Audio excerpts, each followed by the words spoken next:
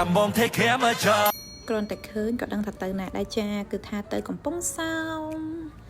ឥឡូវយើងមកដល់រីសតហើយរីសតនេះគឺនៅលើឆ្នេររៀមហ្មងបងប្អូនទាំងអស់គ្នាសំខាន់គឺស្អាតសេវាកម្មល្អទៀតហើយបងដែលគាត់មានកូនតូចចង់ឲ្យលេងទៅសមុទ្រហ្នឹងគឺអាចលេងបានបងទាំងអស់គ្នានឹងគេមានឆ្នេរមានអីចឹងណាទីធ្លាធំទូលាយសំខាន់គឺតម្លៃសមរម្យទៀតបងទាំងអស់គ្នាហើយនិយាយទៅនៅជាប់មាត់ឆ្នេរហ្មង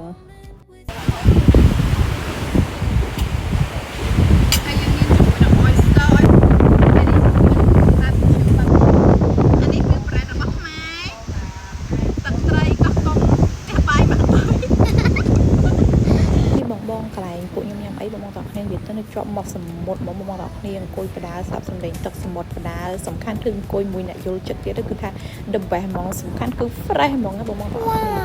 ហើយឃើញអាំងសាច់ចឹងណាក៏ពិតសំដែងទេគ្រាន់តែឃើញកាមេរ៉ាខ្ញុំដាក់កាមេរ៉ាហ្មងហើយនេះគឺជាទេសភាពពេលល្ងាចបងប្អូនទាំងគ្នានិយាយទៅរីផ្លេចគឺស្អាតហ្មង